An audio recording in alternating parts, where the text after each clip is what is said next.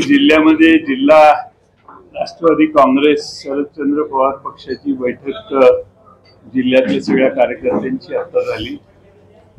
4 नंतर शहर राष्ट्रवादी काँग्रेसच्या कार्यकारिणीची देखील बैठक होणार आहे। संध्याकाळी आमचे सहकारी आहेत, आमचे चंद्रकांत दानवे यांच्या चिरंजीवांचं एक लग्न आहे, ते झाल्यानंतर मी परत जाणार आहे। आमच्या जिल्हा राष्ट्रवादी काँग्रेसची अतिशय चांगली बैठक झाली। सकाळी मला अचानक नगरला संग्राम जगताप आमदार यांच्या वडिलांचं निधन झालेलं आहे, तिथं जाऊन यावं लागलं, म्हणून थोडा बैठक सुरू व्हायला वेळ झाला। आपल्या सगळ्यांनी उशीर झाला तरी थांबला, त्याबद्दल पहिल्यांदा तुमचे सगळ्यांचे आभार। आपल्या पक्षवाढीसाठी आमचे प्रभारी म्हणून प्रत्येक रिजन मध्ये 2 प्रमुख नेते हे जिल्ह्यात फिरलेत, बरेचसे जिल्हे झालेत, काही जिल्हे राहिलेले आहेत, आणि त्यात आमचे टोपे साहेब हे आपल्या मराठवाड्यात दांडेगावकर साहेबांच्या बरोबर सर्व जिल्हे त्यांनी फिरून केलेले आहेत, 1-2 जिल्हे राहिलेले आहेत। जसे खानदेशमध्ये सुनील भुसारा आणि रोहित पवार हे खानदेशची जबाबदारी त्यांच्यावर दिली आहे। हर्षवर्धन पाटील आणि शशिकांत शिंदे यांच्यावर पश्चिम महाराष्ट्राची दिली आहे, जितेंद्र आव्हाड यांच्यावर कोकणातली दिली आहे, विदर्भातली अनिल देशमुख आणि शिंगणे साहेबांच्यावर दिलेली आहे। सगळे जिल्ह्यात जाऊन त्या जिल्ह्याचा आढावा आमचे पोलीस नेते सध्या घेतात। एक मुद्दा चर्चेत आलेला आहे की तुम्ही 2.5 वर्षापूर्वी सत्तेत असताना, महाविकास आघाडी सत्तेत असताना शिवसेनेचे जो गट बाहेर पडला, त्यांचं असं म्हणणं होतं की राष्ट्रवादी आमच्यावर अन्याय करायचं म्हणून आम्ही सत्तेचे बाहेर पडलो। त्याच मुद्द्याला धरून कालपासून अशी चर्चा सुरू आहे की सामाजिक न्याय आणि विभागाचे जवळपास 450 कोटी रुपये कात्री लावलेली आहे, त्याच्यावरून आता ती शिवसेनेचे नेते मंत्री संतापले आहेत। महाराष्ट्राचा ज्यावेळी अर्थसंकल्प यावेळी मांडला, त्यावेळी मी विधानसभेत देखील हे सांगितलं होतं की मागच्या वर्षी पण आणि चालू अर्थसंकल्पात देखील जे आपण नियमाने कायद्याने सामाजिक न्याय खात्याला आणि आदिवासी विभागाला पैसे दिले पाहिजेत आणि ते खर्च झाले पाहिजेत, तसे ते खर्च झालेले नाही। देण्याचं काम कागदावर करताना देखील त्यात काही कात्री लावण्यात आली आणि त्यामुळं या दोन्ही खात्यावर अन्याय प्रचंड मोठ्या प्रमाणात मागच्या वर्षी झाला, यावर्षी होईल असं दिसतंय। आज सरकारची अवस्था फारशी काही आर्थिकदृष्ट्या चांगली आहे असं दिसत नाही। बघूया आता पुढे काय होते। मुळात संजय शिरसाट मंत्री आहेत, निधी नसेल तर खातं तरी कशाला बंद करा, बाहेर पडले नाही, असं आहे की थोडं थांबा नाही यार,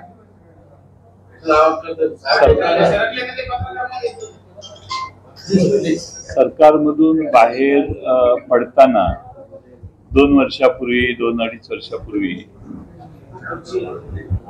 या सर्वांनी ज्यांच्या नावाने शंख केला आणि तिकडे जाऊन नवं सरकार स्थापन केलं, 8-10 महिन्यात त्यांनाही बरोबर घेऊन त्यांनी राज्य स्थापन केले। त्यामुळे आता तक्रार करायला काही अधिकार राहिलेला नाही शिरसाटांना।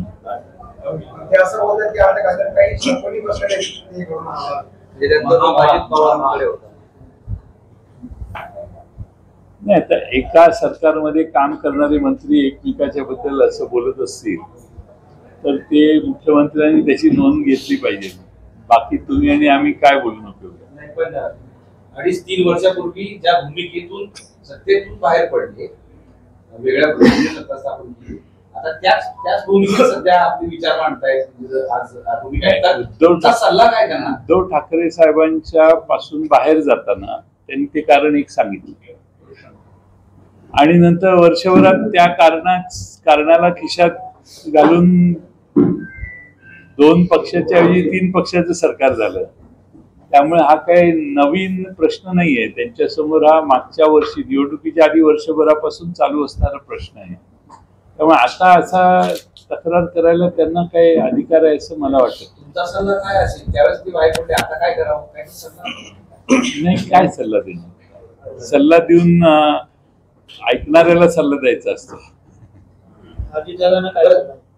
नाही, त्यांना मी काय सल्ला नाही. आता आर्थिक परिस्थिती राज्य सरकारची कशी आहे याच्यावर बऱ्याचशा गोष्टी अवलंबून असतील.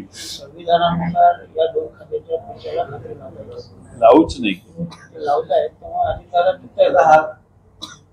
असं आहे की किती नक्की आपल्याला नाही, त्या योजनेला या खात्यातून काही पैसे वर्ग केले तशी माझी माहिती आहे. या खात्यातून केले, ट्रायबल मधून केलेले आहेत, आदिवासी विभागातून केलेले आहेत. शेवटी आता काय, जनतेने एवढ्या मोठ्या प्रमाणात त्यांना निवडून दिलेलं आहे की ते करतील ते सगळं मान्य करूनच जनतेने निवडून दिले त्यांना, असं त्याचं आदिवासी आणि समाज कल्याण निधी वळवता येत नाही, त्याला कायद्याचं बॅकअप आहे असं दावा संजय शिरसाट करतात. काय त्या निधीला कायद्याचं पाठबळ तो निधी का वळवला जाऊ शकत नाही? लोकसंख्या आता जातनिहाय जनगणना झाली आहे. केंद्र सरकारने त्यांची इच्छा नसताना विरोधी पक्षाने, इंडिया आघाडीने जे एका सुरात मागणी केली त्याप्रमाणे आता त्यांनी निर्णय घेतलेला आहे. आता जातनिहाय जनगणना करण्याचा उद्देशच तो आहे की आपल्या देशामध्ये ट्रायबल आणि SC ST यांची आपल्याकडे आकडेवारी आहे. SC आणि STच्या लोकसंख्येच्या प्रमाणात त्यांना बजेट दिलं जावं असा संकेत आहे आणि ते संकेत कधी पायदळी तुडू नये असं आजपर्यंत आपण महाराष्ट्रात तरी वागतोय.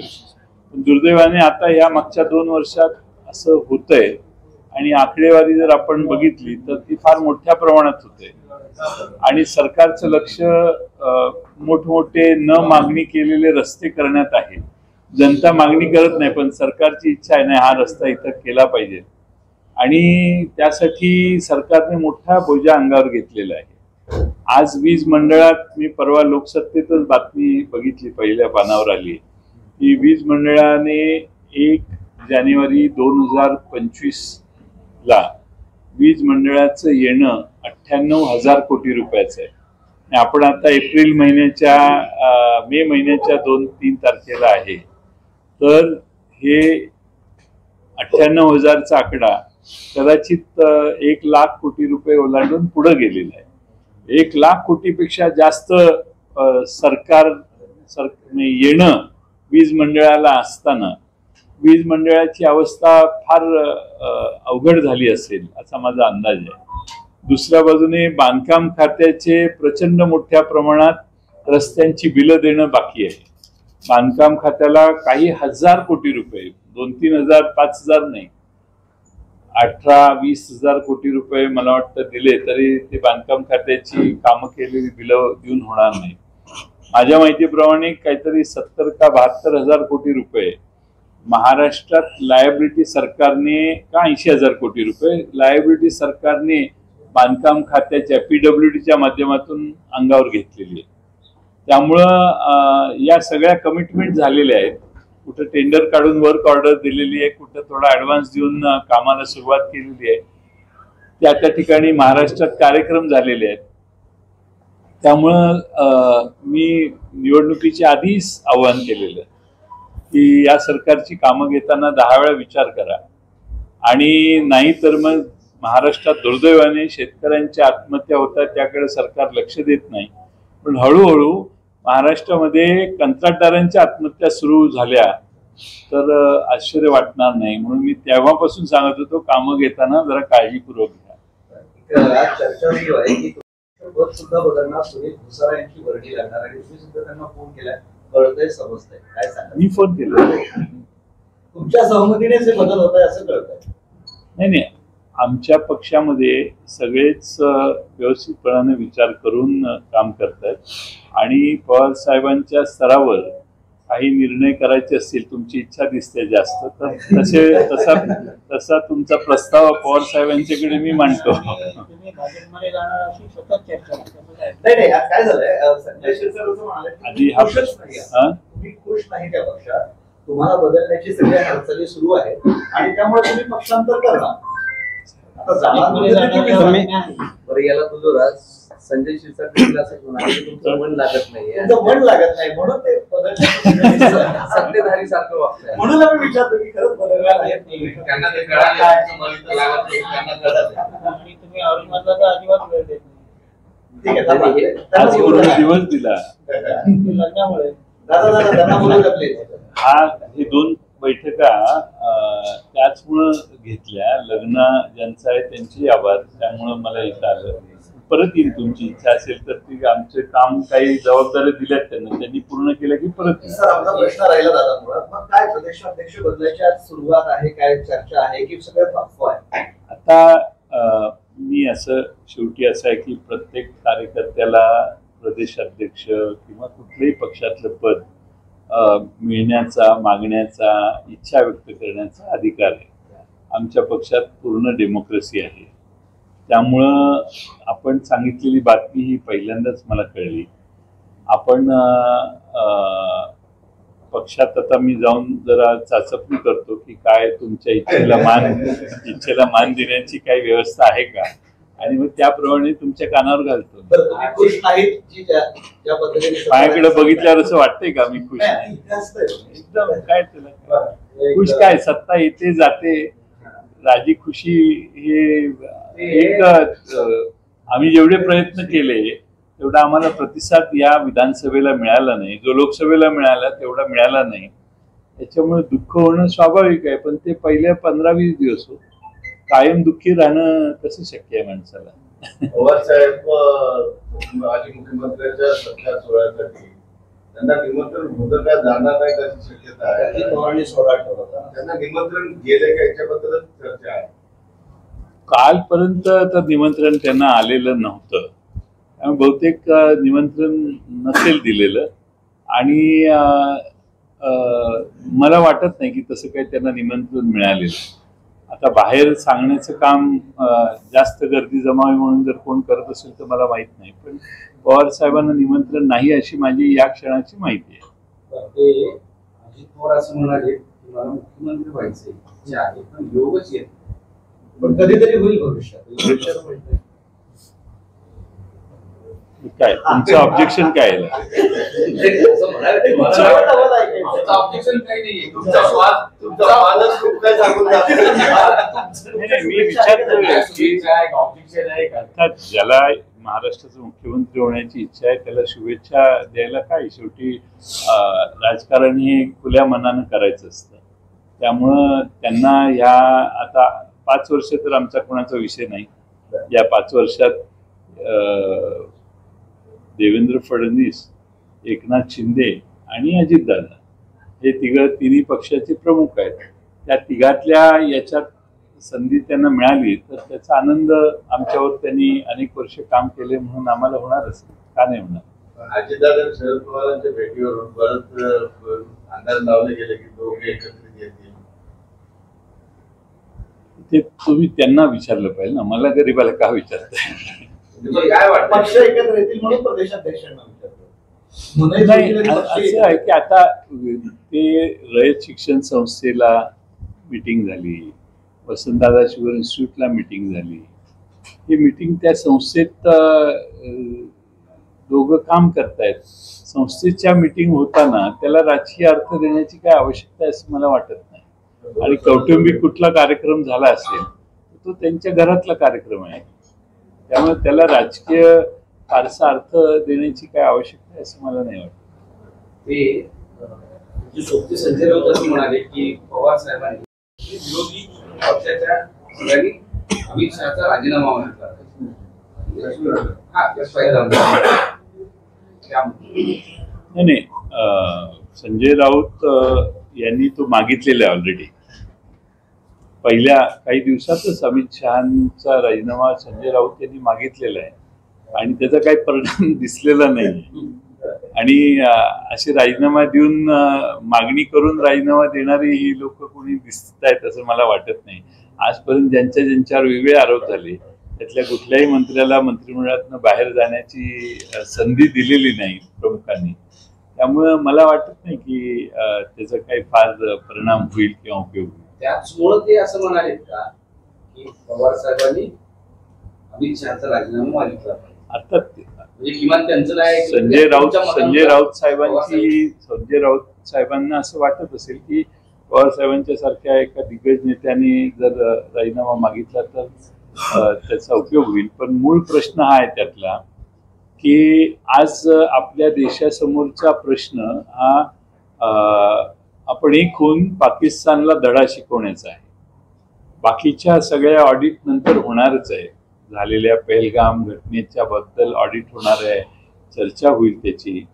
पण आज आम्ही सगळे अपेक्षा करतोय की मोदी साहेबांना सर्वपक्षीय पाठिंबा दिलेला आहे की तुम्ही आता पाकिस्तानवर धडा शिकवा, पाकिस्तानला नेस्तनाबूत करा, काश्मीर पाकव्याप्त काश्मीर ताब्यात घ्या, जे काही करावं लागेल ते करा. पूर्ण देश त्यांच्या मागे आहे.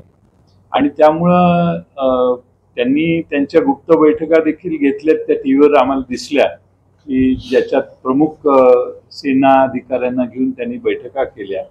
आणि अशी बातमी मी परवा वाचली की त्यांनी आता सेनेला पूर्ण अधिकार दिलेत की तुम्ही काय करायचं ते करा. आणि तसं करणं मला माहीत नाही, राष्ट्रीय पातळीवर मी कधी काम केलेलं नाही.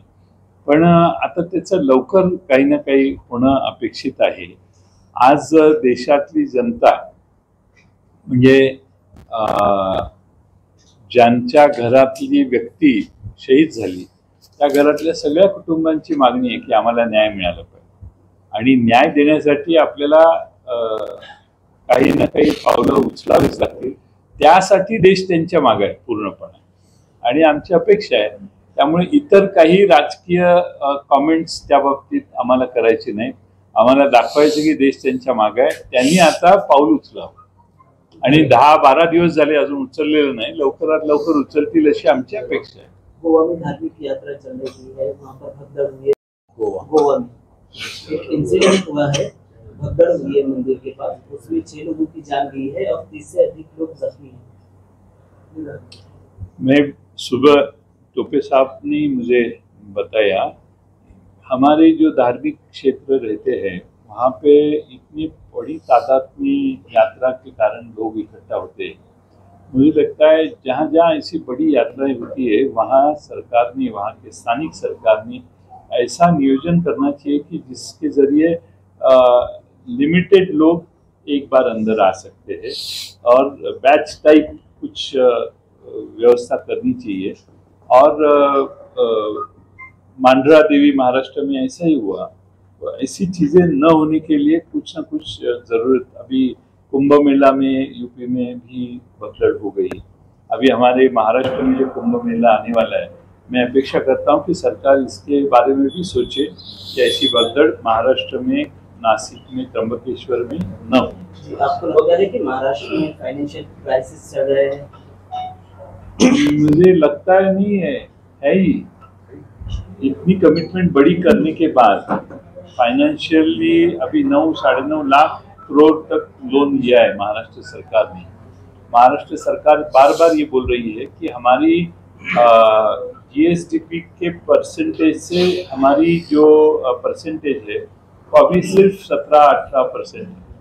लेकिन जिस हिसाब से पैसा देने की आवश्यकता अभी सरकार ने खर्च करने की आवश्यकता है, उनकी कमिटमेंट्स है, वो अगर आप देखेंगे तो मुझे लगता है 10 लाख करोड़ तो ये साल के अंत में पार हो जाएंगे और इसका परसेंटेज शायद 20% से आगे चला जाएगा. पहलगाम हमले के बाद जितनी भी और पार्टीज है वो सब एक तरफ आ गए हैं, लेकिन कुछ पार्टीज है जो अभी भी प्रधानमंत्री नरेंद्र मोदी पर टीका कर रहे हैं. ठीक है, जैसे ये चीज हुई इतनी संतापजनक है, कुछ लोग टीका करेंगे, नहीं करेंगे ऐसा नहीं. सबने संयम में रहना ये हर एक की बात है, लेकिन आम पार्टियां सारी इकट्ठा आके केंद्र सरकार ने जो सभी विपक्ष के लोगों को बुलाया, उस बैठक में अपेक्षा थी कि प्रधानमंत्री बैठे, लेकिन वो उस दिन प्रचार के लिए बिहार चले गए। लेकिन उस बैठक में सभी लोगों ने बोला कि हमारा प्राइम मिनिस्टर और सरकार को पाठिंबा है और सरकार ने जल्द से जल्द इसका बदला लेने की आवश्यकता है। पाकिस्तान बार-बार धमकी दे रहा है हिंदुस्तान को, आप किस तरह देखते हो? पाकिस्तान की धमकी में दम नहीं है, लेकिन पाकिस्तान, मुझे ऐसा लगता है कि दूसरे जो देश है जैसे कि चाइना है, इनके बलबूते पर हमें धमकी देने की कोशिश कर रहा है। मुझे लगता है भारत की ताकत इतनी बड़ी है कि पाकिस्तान कुछ दिनों के 15-20 दिनों से ज़्यादा तक हमसे लड़ नहीं पाएगा। लेकिन अब हम सरकार पे छोड़ देते हैं कि मोदी साहब के ऊपर हम निर्णय छोड़ देते हैं कि किस तरीके से बदला लेने की आवश्यकता है। लेकिन जो 26 जन मारे गए, वो शहीद हुए, वो शहीदों को न्याय देने की उनकी फैमिली की अपेक्षा है। अब एक फैमिली ने इसके ऊपर कुछ माध्यम को बोला, तो वो जो पत्नी है वो अभान है, उसको भी ट्रोल करने लगे। यानी ट्रोल करने की भी हद होती है इतना। हाँ, स्थानिक मुद्द्यावर येऊन आता सर, स्थानिक लोकांनी खूप नाराजी व्यक्त केली, विधानसभेमध्ये प्रतिनिधित्व मिळालेलं नाही म्हणून काय तुमचं म्हणणं राहील आणि पुढे हे लोक सांभाळण्यासाठी किंवा करण्यासाठी आम्ही 3 पक्षांच्या चर्चेमध्ये आम्हाला औरंगाबाद जिल्ह्यात प्रतिनिधित्व देता आलं नाही। आवाज कमी करावा, आम्हाला प्रतिनिधित्व देता आलं नाही याची आम्हाला खंत आहे। त्यावेळी साधारणपणाने ज्या मतदारसंघात जे आमदार ज्या पक्षाचे होते, जरी पक्ष फुटलेला असला तरी त्या पक्षाला ते तिकीट द्यायचं, जागा द्यायची, सोडायची असं ठरलेलं होतं। त्यामुळं या बेसिसमुळं आम्हाला या जिल्ह्यामध्ये आमचा पैठण विधानसभेचा आग्रह होता। आपल्या औरंगाबाद शहरात एक तिकीट आम्हाला पाहिजे, जागा पाहिजे होती। आम्हाला गंगापूरची जागा मिळाली। आमचे 3-4 ठिकाणी आग्रह होते, पण आम्हाला त्यात काही त्यावेळी यश मिळालं नाही। शेवटी 3 पक्षांच्या चर्चेमध्ये आम्हाला फक्त एक जागा मिळाली। स्थानिकांना न्याय मिळत नाही, दुसरे आयात उमेदवार आपण देतो बाहेरच्या जिल्ह्यातले, असा आरोप आपल्या पक्षावर होतो। बऱ्याचदा बैठकीमध्ये पण हा विषय निघतो। तर आगामी निवडणुकीमध्ये तसा प्रकार होणार आहे की कसं, की ऐनवेळी पक्षात आलेल्यांना तुम्ही तिकीट देणार की कसं? तर जुन्या लोकांवरच आम्ही मागच्या वेळी जागा वाटप झाल्यानंतर आमचे निर्णय घेताना काही निर्णय घेतले जे ती लोक आमच्यावर नंतर राहिले नाही, जसे आले तसेच गेले। याचा चीड या जिल्ह्यातल्या कार्यकर्त्यांना सगळे आहे। मगाशी सर्व पत्रकारांना बाहेर जाण्याचं कारण हेच सांगायचं होतं की मला हे सगळे तासणार आहे, ते मला माहीत होतं। त्यामुळे तुम्ही सगळे बाहेर गेला की मग बैठक व्हावी असा प्रयत्न होता आणि त्याप्रमाणे मी भूमिका सांगितली, त्याची खंतही मी व्यक्त केली। आणि यानंतर जिल्हा परिषदेच्या निवडणुकांमध्ये जिल्हा राष्ट्रवादी शरदचंद्र पवार पक्षाचे जिल्हा अध्यक्ष आणि महापालिकेचे अध्यक्ष आणि आमचे प्रमुख नेते या जिल्ह्यातले जे सांगतील त्याप्रमाणेच निर्णय होतील असं आश्वासन स्पष्टपणाने मी दिलेलं। बाहेरून आलेल्या पक्षातून आलेल्यांना किती संधी मिळेल पुन्हा? आता तो जिल्हा अध्यक्षांच्यावर जबाबदारी सोडायचं ठरलेलं आहे। त्यामुळे त्यावेळी तत्कालीन कुठे 1-2-4 ठिकाणी त्यांना काही बदल करायचे असतील तर ते त्यांनी सांगायचं आम्हाला आणि करायचे। अबू आझमी यांचं एक विधान आहे, त्यांनी धर्म विचारून मारलं, तुम्ही धर्म विचारून कारवाई करत आहात, मुस्लिमांना सर्वत्र त्रास दिला जातो। एक आहे की पाकिस्तानी लोकांनी धर्म विचारून गोळ्या घातल्या, या बाबतीत सगळं चित्र आपल्या सर्वांच्या समोर आहे आणि त्यामुळं त्याबद्दल एक संताप लोकांना आहे। पण हे पाकिस्तानी लोकांनी येऊन विचारण्याचं आणि मुद्दामून हे प्रश्न विचारायचे कारण जे होतं ते कारण या देशामध्ये दोन समाजामध्ये अंतर वाढावं हा जर असेल त्यांचा उद्देश तर कदाचित ते जाणीवपूर्वक केलेलं त्यांनी कृत्य असावं. आतापर्यंत आतंकवाद्यांचे जे हल्ले होते आतंकवादी गोळ्या घालून पळून जातात आणि हा प्रसंग 10-12 मिनिटाचा असतो.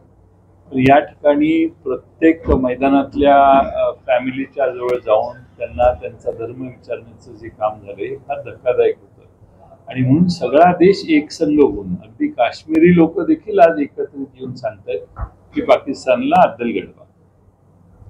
आत्ताच्या आपल्या बैठकीमध्ये एक सूर असा होता की लाडकी बहीण योजना आणि जातीय राजकारण यामुळेच आपल्याला पराभवाचा सामना करावा लागला. आगामी नाही, लाडक्या बहीण योजनेने 1500 रुपये मिळायला लागले आणि जे गरीब घरातली लोक आहेत त्यांना अत्यंत आवश्यक असणारे 1500 रुपये सरसकट वाटले आणि आता ते कमी करण्याचा प्रयत्न चालू आहे. आणि त्यात मग तुझ्याकडे 4 चाकी आहे का, दुचाकी आहे का, तुझं घर स्लॅबचं आहे का, तुझी चांगली कौलारू घर आहे, तुला कशाला लागतंय, टीव्ही आहे तुझ्या घरी, मिक्सर तुझ्या घरी आहे, असले नवे उद्योग सुरू केलेले आहेत. कारण ते निवडणुकीपुरतं होतं. त्यांना ती संख्या 2.5 कोटीवरून 50-60 लाखावर खाली आणायचं त्यांचं उद्दिष्ट आहे. हळूहळू त्या उद्दिष्ट येणे केन मार्गाने करतील असा माझा अंदाज आहे. दुसरीकडे मिळणारे ज्या योजनेतले लाभार्थी आहेत त्यांचे हे बंद केलं. अशी काहीतरी 8 लाख नावं परवा निघाली. आता ते अर्ज भरतानाच विचारायचं होतं ना तुम्हाला दुसरे काय बेनिफिट्स मिळतात ते सांगा. ते बेनिफिट असो वगैरे नसो तुम्ही अर्ज भरा आणि घ्या पैसे, अशीच टेंडन्सी होती. का तर निवडणुकीला त्यांचं मदत आपण घेतली. आता निवडणुकीला ज्यांना ज्यांना मदत करण्यासाठी आपण घोषणा केल्या त्याचं आकुंचन करणं योग्य नाही. त्यामुळे लाडक्या बहिणीची फसवणूक झाली असं महाराष्ट्रात मानलं जाईल. दुसरा एक मुद्दा जातीय राजकारणाचा, त्याला कसं तुम्ही सामोरं जाणार? जातीय म्हणजे निवडणुकीमध्ये धार्मिक नाही. असं आहे की समाज आणि महाराष्ट्र आणि देश एकसंघ राहिला तर त्याची प्रगती होते. आपण धार्मिक गोष्टींना महत्व देणारे देशांची नावं घ्या आणि तिथं कोण गुंतवणुकीला जातं का बघा. पाकिस्तानमध्ये कोण जात नाही, अफगाणिस्तानामध्ये कोण जात नाही, मिडल ईस्ट मध्ये फार कोणी दुबई सोडून कुठं जाण्याचा विचार करत नाही. त्यामुळे धर्माला प्रथम प्राथम्य देणारे देश हे मागे राहिले. आणि पुढे कोण गेलं? सर्व धर्म समभाव असणारी अमेरिका पुढे गेली, युरोप खंड सगळा पुढे गेला, ब्राझील सारखे तिकडेही लॅटिन अमेरिकेतले देश पुढे गेले, कॅनडा सारखा देश पुढे गेला, ऑस्ट्रेलिया पुढे गेली, न्यूझीलंड बऱ्यापैकी पुढे आहे, जपान पुढे आहे, का सिंगापूर सारखं छोटं बेटही पुढे गेलं. टॅलेंटला निमंत्रण देणारे ते देश आहेत. आणि त्यामुळे आपण आपल्या देशात धार्मिक भावनांना प्राधान्य जर द्यायला लागलो तर देशाची अधोगती होईल. त्याचा परिणाम 10 वर्षात दिसेल. इंडिया आघाडीच्या जातनिहाय सर्वेक्षणाला मान्यता देण्यात आली, ही तुमचा विजय आहे का काय? तुम्ही केलेला कशा समजता? नाही, जातनिहाय जनगणना झाल्यानंतर आमचा पुढचा आग्रह असा असेल की ज्याचा जेवढा हिस्सा तेवढी त्याला न्याय मिळाला पाहिजे. मग बजेटमध्ये असेल, जागांमध्ये असतील, आरक्षणात असेल, ज्याचा जेवढा हिस्सा असेल तेवढा मिळाला पाहिजे. आणि त्यासाठी ती 50%ची जी बॅरियर आहे ती रिमूव्ह काढण्याचं काम केलं पाहिजे. इंडिया आघाडीच्या धोरणातला तो प्रमुख मुद्दा होता. त्यातला पहिलं पाऊल आज पडलेलं आहे, याचं आम्ही स्वागत करतो. आम्ही जातीयवाचक राजकारण करू इच्छित नाही. त्यामुळे हा आमचा विजय आहे असा उद्मान आमच्यात येणार नाही. पण निर्णय झालाय तो चांगला झालाय. या देशात कुठल्या जातीची किती लोकसंख्या राहते हे एकदा कळू दे आणि ते चांगल्या पद्धतीनं सर्वे व्हावा, काही गडबडीत होऊ नये, ॲक्युरसी सर्वे मध्ये यावी अशी आम्ही अपेक्षा करतो. पण हे जात गणनेनुसार त्याचे परिणाम जे काय आता जातीनं आरक्षणाची टक्केवारी त्याच्यावर होण्याची शक्यता व्यक्त केली जाते. एखाद्या जातीचा आकडा वाढून जास्त आरक्षण सुद्धा घेतलं जाऊ शकतं. ही भीती योग्य आहे त्याच्यासाठी सरकार हा देश सर्वांचा आहे. जे या देशात राहतात आणि जे समुदाय जातीचे ज्या समुदायात जे न्याय मिळाला पाहिजे तो देण्याची भूमिका दुसऱ्या कुठल्या जातीला ऑब्जेक्शन घेण्यासाठी काही बेस नाहीये ना. मी एवढे टक्के असेल माझ्या समाजात तर माझ्या समाजाला तेवढा न्याय मिळायला झालं. लोकसंख्या जर तेवढी आहे तर त्यापेक्षा जास्त न्याय मिळवून घेणार काय मी. त्यामुळे सर्वांना देशात या देशावर सर्वांचा या देशातल्या आदिवासींपासून या देशातल्या ओबीसीतले जे लहान लहान घटक आहेत त्यांचा सगळ्यांचाच या देशावर अधिकार आहे. आणि म्हणून जातनिहाय जनगणनेचा आग्रह आम्ही आज नाही गेले 5, 7, 10 वर्ष करतोय. राहुल गांधी देखील सतत आग्रह करत होते. पवार साहेबही आग्रह करत होते. आता निर्णय झालेला आहे. म्हणजे आता पुढचं सेन्सस जातनिहाय होईल आणि त्याच्यामुळं आपल्याला फार चांगला परिणाम दिसेल. थँक्यू.